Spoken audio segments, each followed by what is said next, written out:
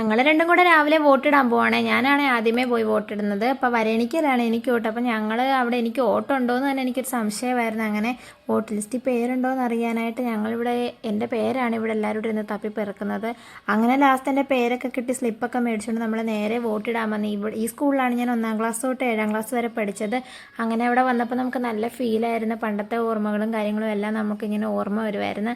അങ്ങനെ നന്ദുചേട്ടനെ ഞാൻ ഓരോ കാര്യങ്ങളൊക്കെ പറഞ്ഞു കൊടുക്കുമായിരുന്നു. ഞങ്ങൾ പണ്ട് കളിച്ചിടം നടന്നിടം കൂട്ടുകാരുമായിട്ടിരുന്നിടം എല്ലാം ഇങ്ങനെ നന്ദുചേട്ടൻ ഓരോന്ന് പറഞ്ഞു കൊടുക്കുകയൊക്കെ ആയിരുന്നു.